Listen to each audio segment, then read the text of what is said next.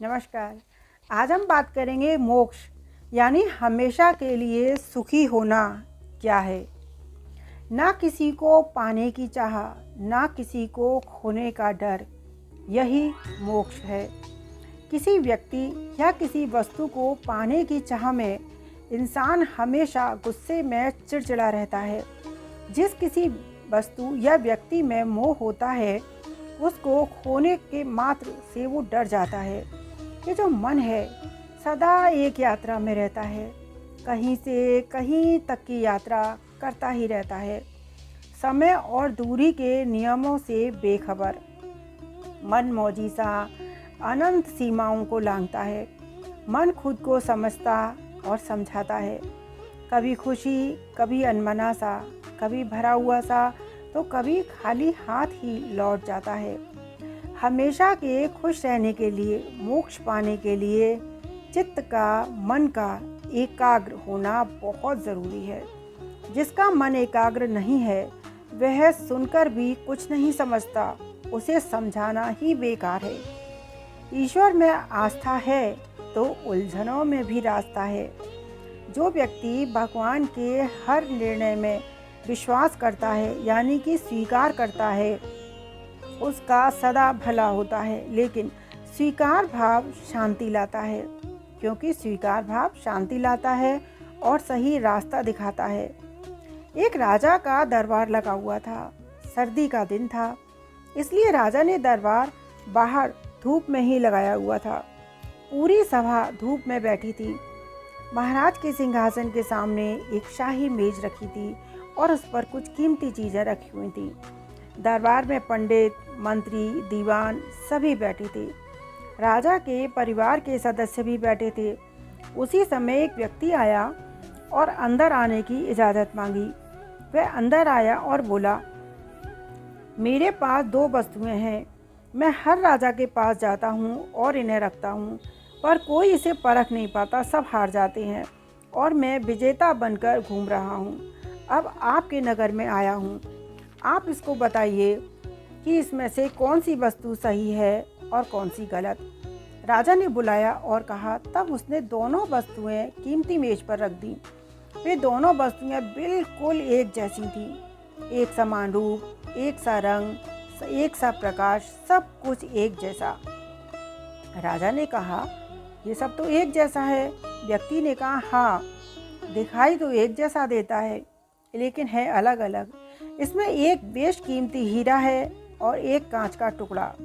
कोई परख कर बताए कि कौन सा हीरा है और कौन सा कांच का टुकड़ा।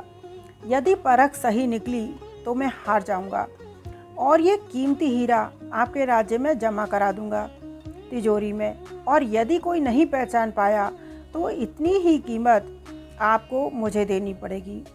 इसी प्रकार से मैं कई राजाओं से जीत कर आया हूँ। राजा बोला, मैं नहीं परख सकता। मंत्री, दीवान सब ने मना कर दिया। हारने पर पैसे देने पड़ेंगे। सवाल इस बात का नहीं था, क्योंकि राजा बहुत धनी था, पर राजा की प्रतिष्ठा का सबको ख्याल था और डर था। कोई भी व्यक्ति पहचान नहीं पाया।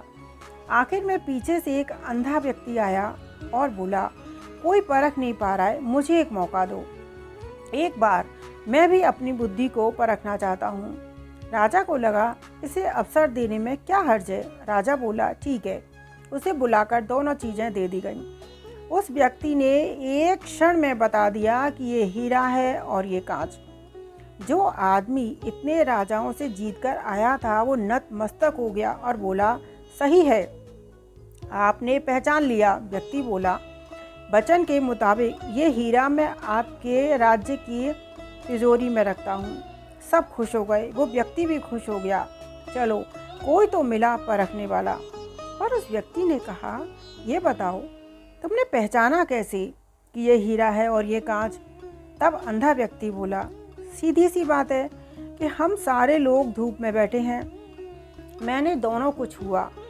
जो ठंडा रहा वो हीरा और जो गर्म हो गया वो कांच। इसी तरह बात बात पर जो व्यक्ति गुस्सा हो जाता है, गर्म हो जाता है, क्रोध करता है और विपरीत परिस्थितियों को नहीं संभाल पाता है, वो कांच है। और विपरीत परिस्थितियों में भी जो ठंडा रहे वो हीरा है। आप ईश्वर में जब तक विश्वास नहीं कर पाएंगे तब तक आप अपने आप में विश्वास नहीं करते। सही कर्म करने से, सही रास्ते पर चलने से विश्वास बढ़ता है। शेर अपनी मर्जी से राजा कहलाता है। जंगल में चुनाव नहीं होते। शमशान घाट के पास से गुजरते हुए मुर्दे को प्रणाम किया, ईश्वर से उसकी आत्मा की शांति की प्रार्थना की और कहा, वाह कितनी शांति से सो रहे हो, बड़े सौभाग्यशाली हो। वहाँ से तेजी से आवाज़ आई, सो हम नहीं रहे हैं, सो तो तुम रहे हो। हम लोग तो सोने की सज़ा भुगत रहे हैं, इसलिए मरने के बाद भी भटक रहे हैं। तुम अभी जिंदा हो, अभी भी समय है, जाग जाओ। अपना जीवन ध्यान, सेवा, सत्संग, भजन, सिमरन में लगाओ। यही मृत्यु के बाद काम आएगा। ध्यान अवश्य करना चाहिए। ध्यान करने से प्राण ऊर्जा ऊपर उठती है। मूलाधार चक्र सबसे नीचे होता है और जिस इंसान की ऊर्जा उसी चक्र पर घूमती रहती है वो सबसे ज़्यादा माया जाल में पड़ा रहता है। मूलाधार चक्र के ऊपर होता है स्वादिष्ठान चक्र, उसके ऊपर मणिपुर चक्र, उसके बाद अनाहत चक्र, उसके बाद विशुद्धि चक्र, उसके बाद आज्ञा चक्र और उसके ऊपर होता है सहस्त्रार्थ। पूरे विश्व की समस्त शक्तियाँ इन्हीं केंद्रों पर केंद्रित हैं। इन सब में सहस्त्रार्थ चक्र सबसे शक्तिशाली है। इसका प्रतीक कमल की 1000 पंखुड़ियों वाला होता है और यह सिर के सबसे ऊपर स्थित होता है। यह बैंगनी रंग का प्रतिनिधित्व करता है और यह बुद्धि, आंतरिक और दैही मृत्यु से जुड़ा होता है। जैसे जब भगवान धरती पर आता है तब भगवान की सारी ऊर्जा सहस्त्रार्थ पर होती है। भगवान की नाभि से पूरा ब्रह्मांड निकलता है। ब्रह्मांड में सिर्फ इंसान निकलते हैं। जैसे इस समय 700 करोड़ लोगों की जनसंख्या माना धरती पर है, तो वो 700 करोड़ लोग भगवान की नाभि से पूरा निकलते चले जाते हैं और 24 घंटे निकलते हैं। दूसरा, भगवान के शरीर अलग होता है। भगवान के शरीर में आँखों की दोनों बाहों के बीच से सूर्य उगता है और वो सूर्य धीरे धीरे धीरे धीरे बहुत बड़ा आकार ले लेता है। फिर उसमें भगवान को अपना चेहरा दिखाई नहीं देता। भगवान के शरीर में सिर के बिल्कुल बीचों बीच से ऊपर 1 फुट ऊपर एक, जैसे आप सोने को लिक्विड में बदल लें, ऐसी एक धारा बहती है और उसके ऊपर 1000 पंखुड़ियों का पूरा फूल खिलता है। तब वो भगवान की यात्रा और भगवान की जो पूरी शक्ति होती है वो सहस्त्रार्थ पर रहती है। इसीलिए भगवान के लिए पूरा ब्रह्मांड एक होता है। जब भी मन परेशान हो तो भगवान को याद करो और सोचो, भगवान तुमने मेरे लिए कुछ अच्छा ही सोचा होगा। बड़ा सुकून मिलता है क्योंकि तुम मेरे गुण और अवगुण सब जानते हो। दुनिया को मेरे बारे में कुछ नहीं पता। तुम मेरी गलती की उतनी ही सज़ा दोगे जितनी गलती है। लोग एक ही गलती की बार बार सज़ा देते हैं। दौड़ के नहीं जीत पाता। जो इंसान दौड़ के नहीं जीत पाता वो तोड़ के जीतना चाहता है, लेकिन भगवान पर विश्वास जो करता है उसे बड़ा सुकून मिलता है। इंसान बड़ा हल्का महसूस कर सकता है जब ये सोचे, मुट्ठी बांधे जन्म लिया, हाथ पसारे जाएगा, इस धरा का इस धरा पर सब धरा रह जाएगा। एक गांव में एक किसान रहता था। वह रोज़ सुबह झरने से साफ पानी लेने के लिए 2 घड़े लेकर जाता, जिससे वो 2 डंडे में बांधकर अपने कंधों पर लटका लेता था। उनमें से एक घड़ा थोड़ा सा फूटा हुआ था, दूसरा एकदम सही था। इस तरह रोज़ घर पहुंचते पहुंचते उसका 1.5 घड़ा ही पानी घर पहुंचता था। सही घड़े को इस बात का बड़ा घमंड था कि वो पूरे का पूरा पानी घर पहुंचाता है। दूसरा घड़ा इस बात से शर्मिंदा था कि वो आधा घड़ा ही पानी पहुंचाता है और किसान की मेहनत बेकार हो जाती है। एक दिन फूटा घड़ा परेशान होकर किसान से बोला, मैं तो फूटा हुआ हूँ, आधा पानी ही घर तक ला पाता हूँ। किसान बोला, कोई बात नहीं, तुम उदास मत हो। रास्ते में पड़े आज तुम अपनी साइड वाले फूलों को देखना। घड़े ने वैसा ही किया। रास्ते में फूलों को देखता हुआ आया, पर वो उदास रहा। क्योंकि आज भी उसका आधा घड़ा ही पानी बचा था। किसान बोला, शायद तुमने ध्यान नहीं दिया, रास्ते में जितने भी फूल खिले थे सब तुम्हारी तरफ थे, तुम्हारी साइड थे। सही घड़े की तरफ एक भी फूल नहीं था, क्योंकि तुम्हारा फूटा होना मुझे पता था और मैंने उसी तरफ फूलों के बीज लगा दिए थे। तुम थोड़ा थोड़ा रोज सींचते रहे और रास्ते को इतना खूबसूरत बना दिया। तुम्हारी वजह से मैं इन फूलों को भगवान को अर्पित कर पाता हूँ और घर को इतना सुंदर और महकदार बना पाता हूँ। हर इंसान के अंदर कोई ना कोई कमी होती है और वही कमी उसे अनोखा बनाती है।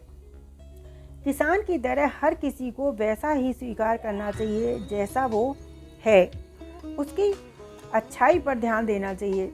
जब हम ऐसा करेंगे तब सब अच्छा लगेगा और मन शांत रहेगा।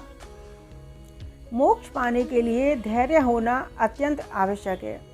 माली चाहे किसी भी पेड़ को कितना भी खाद डाले, पानी डाले, फल तो वक्त आने पर ही लगेंगे। भगवान को समझना इतना आसान नहीं है। वो गहरा समंदर भी है और खुला आसमान भी। मोक्ष पाने के लिए या हमेशा के लिए सुखी होने के लिए ध्यान बहुत ही ज़रूरी है। ध्यान का अर्थ है भीतर से मुस्कुराना। भीतर एक तुम ही हो, भीड़ तो बाहर है। इस मुस्कुराहट को दूसरों तक पहुंचाना। जो लोग दूसरों की कमियों को देखने में लगे रहते हैं, अपना समय खर्च करते हैं, उनके पास अपनी कमियों को सुधारने के लिए वक्त ही नहीं बचता है। स्वयं का इलाज करो, दूसरों का पोस्टमार्टम मत करो। जो शुद्ध होता है वो हमेशा शांत रहता है और जो अशुद्ध होता है उसे शुद्धता साबित करने के लिए शोर मचाना पड़ता है। खुशी एक ऑरेंज जूस की तरह है। यदि तुमने उसे आज पी लिया, यानी कि आज खुशी स्वीकार कर ली, तो तुम खुश हो।